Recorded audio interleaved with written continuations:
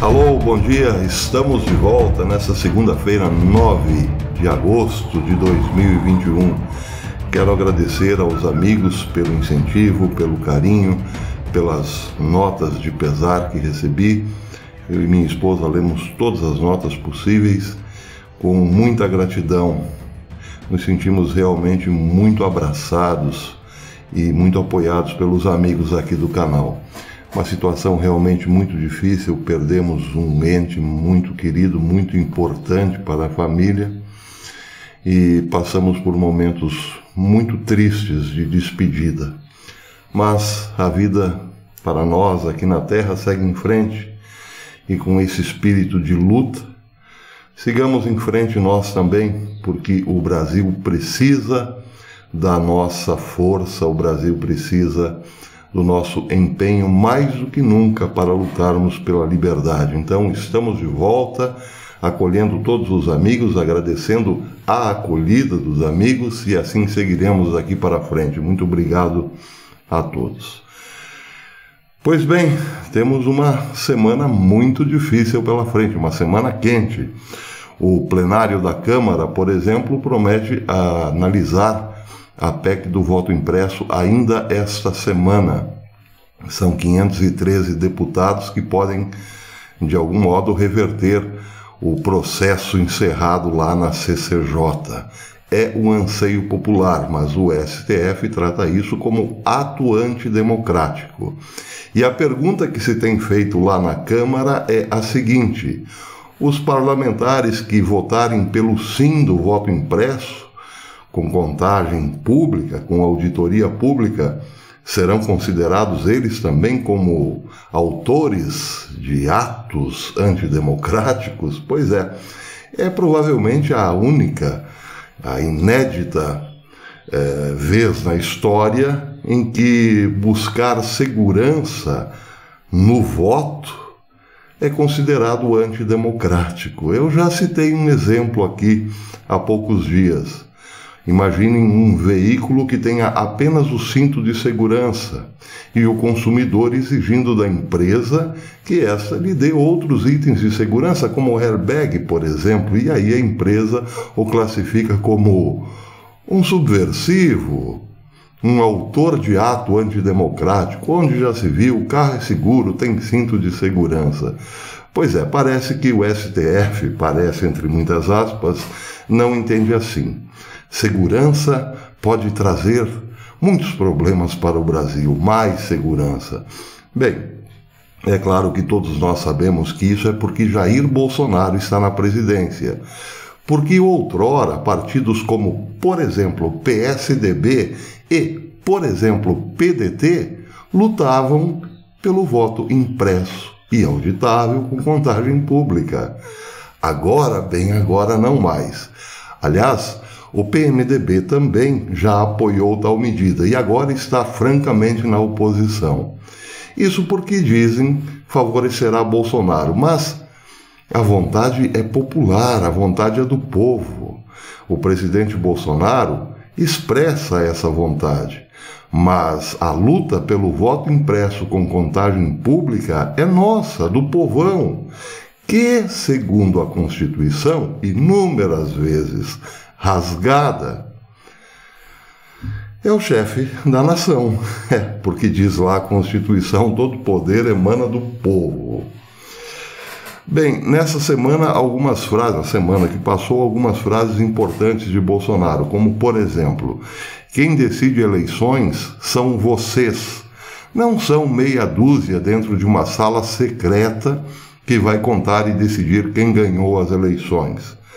Para a mídia fraude ou para a grande média, esta é a provocação, a guerra aberta de Bolsonaro contra o STF, por conta disso.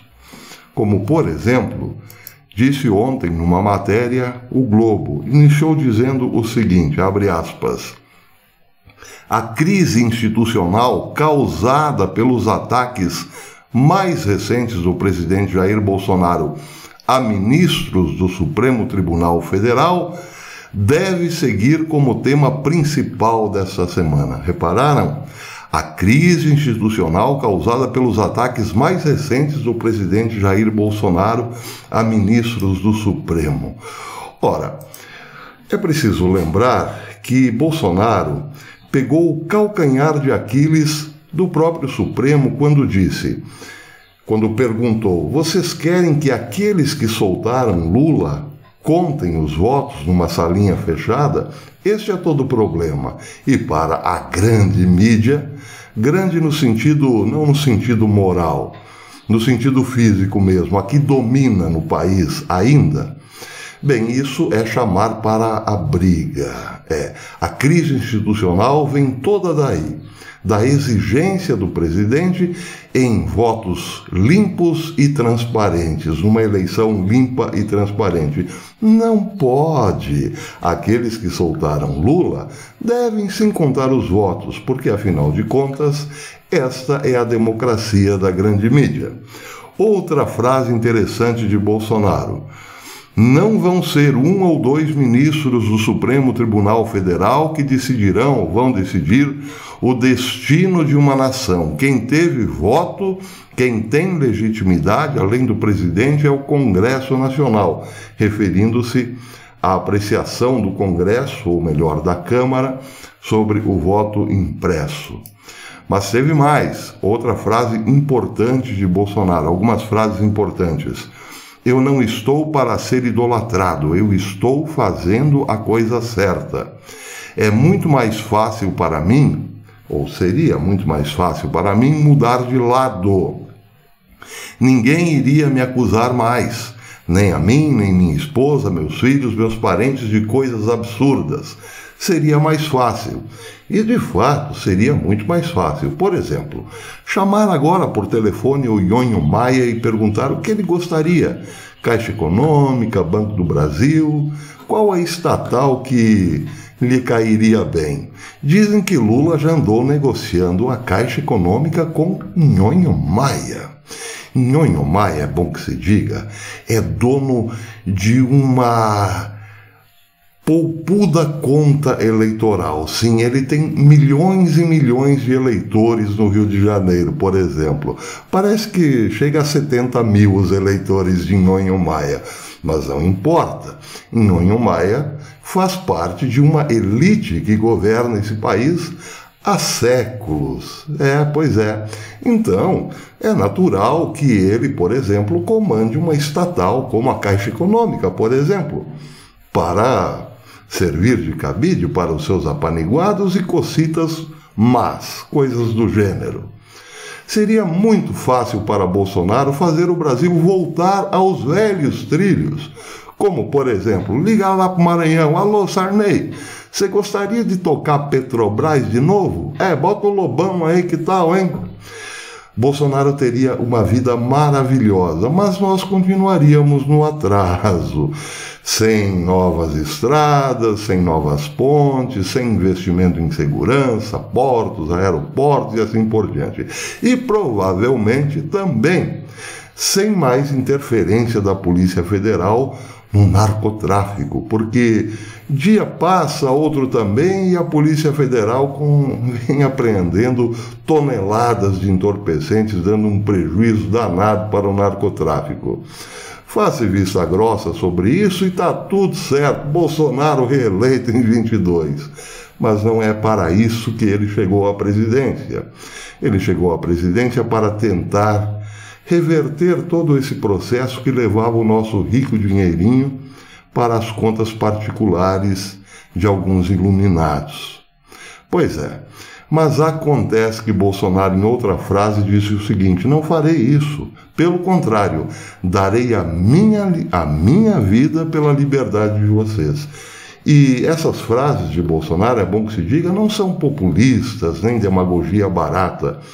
É o que o povo precisa e quer ouvir.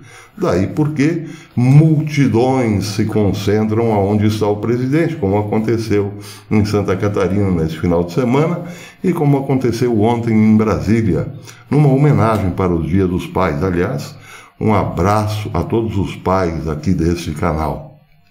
Bem, Temos também algumas outras cocitas, como, por exemplo, a CPI ouvirá o líder do governo, o deputado Ricardo Barros, provavelmente na quinta-feira. A CPI parece sacudir um pouco os noticiários, porque ela anda meio esquecida. E isso, para Renan e companhia, é muito difícil de engolir. Ele quer estar na crista da onda. Então, essa semana há expectativa novamente em relação à CPI. Ouvir Ricardo Barros. O que vai falar Ricardo Barros? Ele vai dizer, naturalmente, que Luiz Miranda, o deputado Luiz Miranda, aquele que fez um teatro gigantesco para no final falar que Ricardo Barros era um dos intermediadores nas negociatas, tinha razão. É claro que não. Ele dirá, é tudo mentira. E daí? Mas a CPI interessa a mídia nesse momento. Ela quer bombar. E terá, pensam eles, a oportunidade de bombar esta semana. Mas eu, particularmente, penso que já deu para a CPI. Ninguém mais se surpreende com os chiliques de algum ou outro senador, ou então com as ameaças de Omar Aziz. Omar Aziz chegou a dizer, ao pé da orelha de Renan Calheiros, em relação a um senador que, se o pegasse sozinho, o quebraria todinho. Bem, isso tudo, esse folhetim, essa novela mal feita, já é passado. Deu para a CPI, acabou. Só que é preciso lembrar que há algo importante ainda a essa CPI, que seria ou será a investigação sobre as fraudes do consórcio Nordeste, que comprou um monte de respiradores de uma equipe ligada à produção da maconha, não recebeu, e tem lá alguém muito suspeito à frente, à direção desse consórcio Nordeste, o senhor Gabas, e ele terá que ser ouvido um dia. Seja como for, a Polícia Federal também continua em paralelo investigando coisas cujos autores desta CPI podem estar envolvidos. Vamos aguardar. Muito bem, por enquanto penso que é isso. A semana é bastante quente e também não só aqui, lá para os lados do Oriente Médio a coisa esquentou muito. Na semana passada, o Hezbollah fez vários ataques a Israel do sul do Líbano. E Israel manteve-se até o momento fria em relação ao Líbano. Eu dizia, pouco antes da metade do ano, que era possível que Israel tivesse que, mais cedo ou mais tarde, entrar no Líbano com suas tropas. Ainda não foi o caso. Eu disse isso no tempo de Benjamin Netanyahu. Agora é Bennett quem está à cabeça do governo israelense. E para Bennett, por enquanto, nenhuma ação das forças de defesa de Israel serão levantadas contra o Líbano. Mas um fato interessante chamou a atenção ontem, tanto de judeus quanto de libaneses. Foi um apelo feito pelo patriarca maronita Bechara Boutros al-Harri. Ele é o patriarca lá no Líbano. Ele pediu, isso ontem, domingo, que o exército libanês assuma o controle da parte sul do país, o reduto do Hezbollah, e implemente estritamente a resolução 1701 do Conselho de Segurança da ONU após recentes confrontos entre Israel e o Hezbollah. Bem, chamou a atenção porque, na verdade, o patriarca está fazendo um apelo ao governo libanês que combata o Hezbollah e não Israel. Agora, em relação ao Hezbollah, o poder que ele tem no Líbano, para que os amigos entendam, seria mais ou menos o seguinte, em comparação com o Brasil.